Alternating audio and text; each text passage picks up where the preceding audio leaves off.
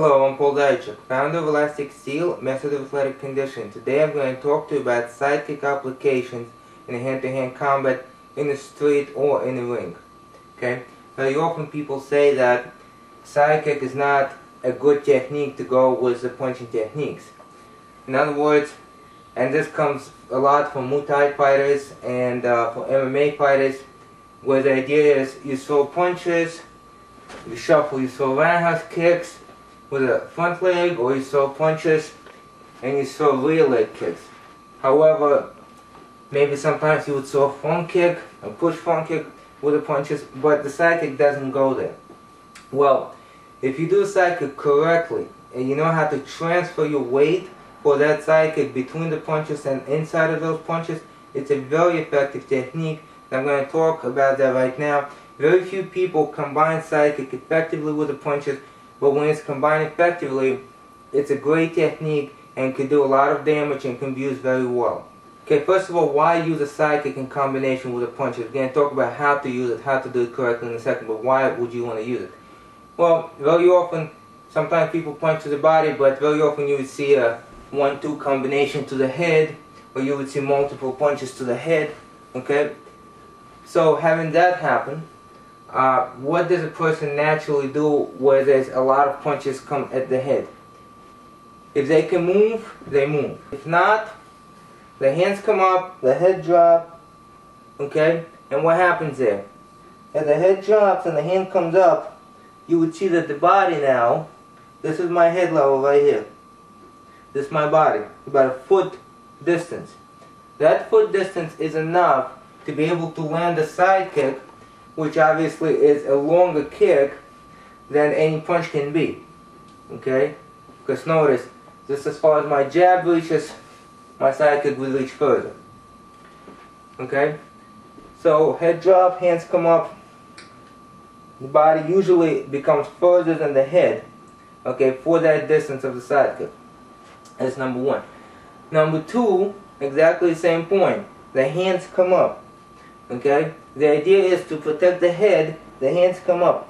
No one expects a kick in that range. And because nobody expects a kick in that range, that's precisely the point. A good side kick in that range, when the hands are up, will have an unprotected area here severely damaged. Okay? So, having said that, let's talk about actually how to throw a side kick between the punches. Because a lot of people actually don't know the mechanics of doing it, and for that reason they believe that it cannot be done. However, there are some fighters who do it very well because they have those mechanics established. Before we do anything, you have to have a good supporting leg turnout. If you don't have it, you're not going to be able to do what I'm going to show you right now. You have to look at the previous video and see how the supporting leg turnout work. Okay? So here, I'm going to use... Okay, let's say that's my opponent.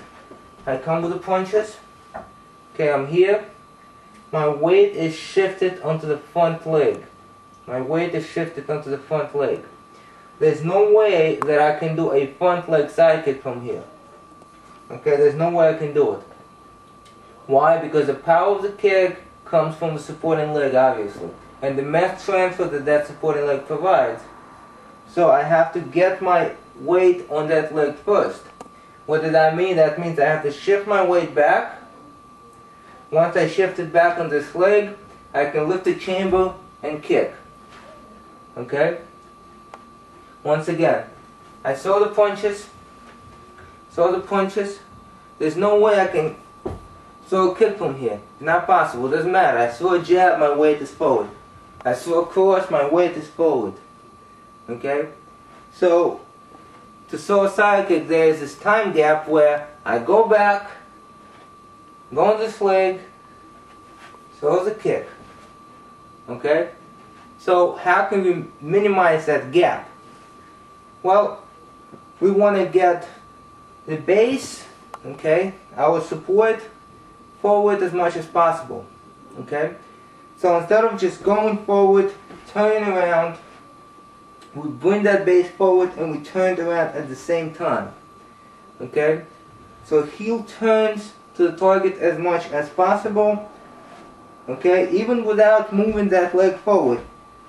Just turning it brings the base a lot closer. Okay? Now the center of gravity is here, the base is here, that's a big difference. Okay? Now center of gravity is here, now it's a lot smaller difference. A lot less distance to go back and then explode forward. Okay? So here the punch comes in, this comes up, the body's almost over this leg, can be completely over this leg, it's almost over this leg, very small movement back, and then boom, the sidekick comes out. Okay? So once again, it doesn't matter if it's a jab, if it's a back fist, cross, if it's an uppercut, front hook, rear hook, the weight shifts, boom, sidekick, you step back and you're ready to go. Okay, so looking here, this is my distance for the punches. Okay, now without the person even stepping back, even if the head is not forward and the body is not back, and usually it is when the person begins to defend, even if that doesn't happen, you can still throw that kick.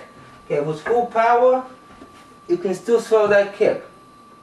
Okay, if a person moves back, you can drag that foot a little bit closer. Okay, so I'm here, let's assume the person moves back, drag that foot a little bit closer. Now, a large problem that I see with a lot of martial artists is that they learn how to throw the sidekick from here all the time.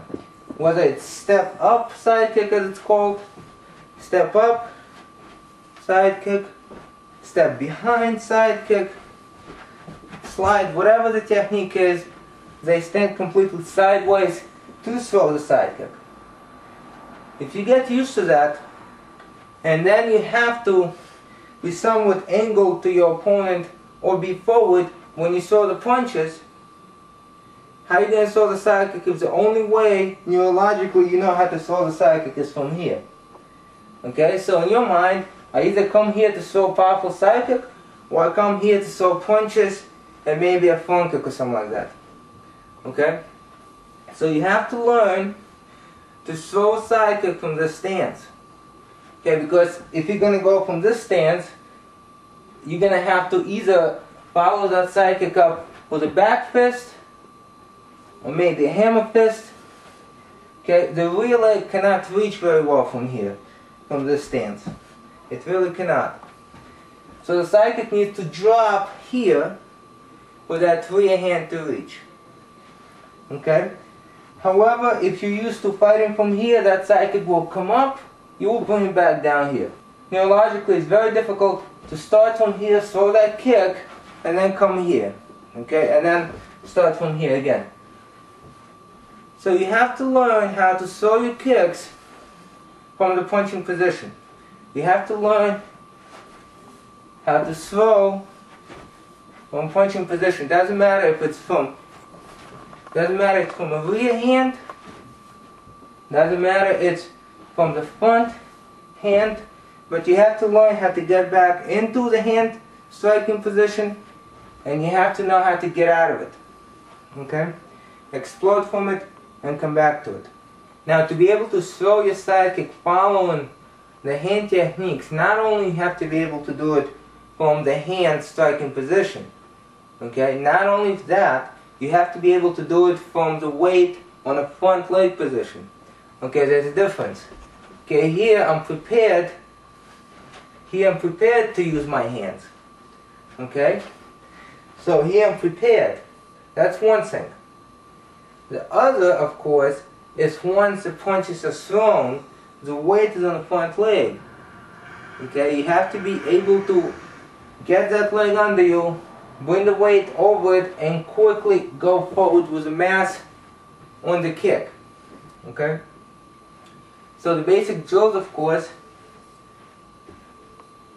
you're going to fight and stand, shift the weight forward without the punches yet. Rotate, and as you rotate, the weight goes on this leg. It's not 1, 2. It's boom. The second you rotate and bring this leg in, Okay, the weight goes right over it, knee comes up and you go into the kick. Okay, so that's something that has to be practiced. You can practice it against the wall, you can practice it in front of the mirror, you can do it against the target. Okay, so let's say I'm doing it against the wall. I'm here. Okay, I know I can punch from here. Okay. Same thing on that side.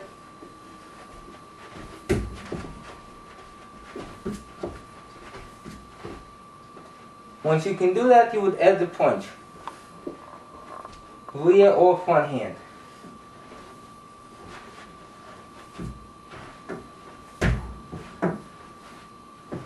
Okay.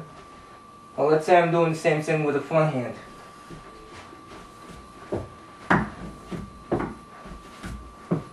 Okay.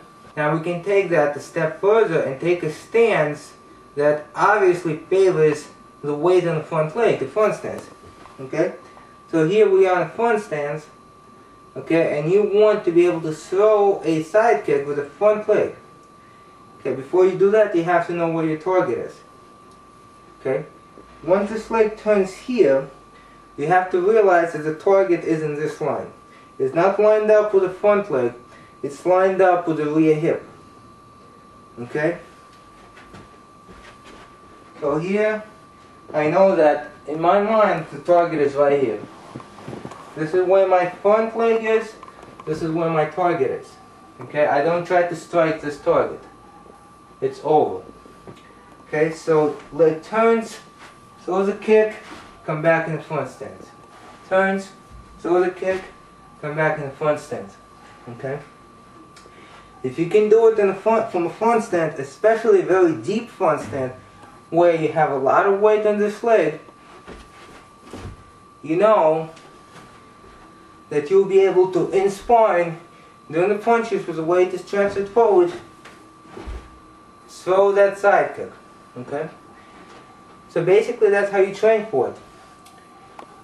You learn to throw the side kick from a punching stance. And for people that are concerned specifically about the street situations or self-defense situations, for instance, you throw a palm strike on the street, you can go to that side kick, to the knee, and then come back. Okay? Or throw maybe multiple side kicks, putting the leg down, not putting the leg down, and then come back. And the last thing is expectations. Whenever you come in with a surprise technique that your opponent does not expect, once again, on the street, in a ring, you never know if someone on the street is trained or not. Most people expect from up close, you're going to punch, you're going to follow up with a roundhouse kick, front leg, straight or shuffle, or you're going to punch and you're going to follow up with a rear leg roundhouse kick. Very often people do not expect that you're going to throw multiple punches and then throw a side kick right from there. Okay, so just that, if it's not in their game plan, let's say you're in the ring, it's not in their game plan, they keep getting hit with that side kick that they don't expect, after a while, throwing a couple of punches, going like this, something's going to happen. They're going to drop their hand, they're going to move back, and that's going to give you an opportunity either to take them down or to throw another strike or to create another opening. Okay? So it's always good to be able to do something that's not usually done. Okay? Thank you for watching.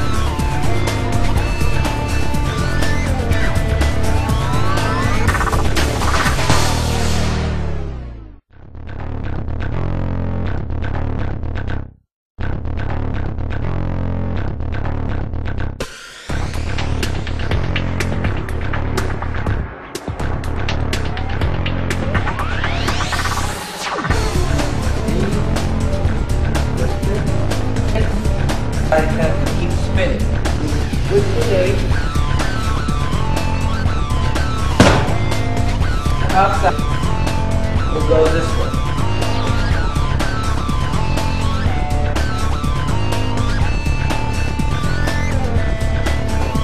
Good.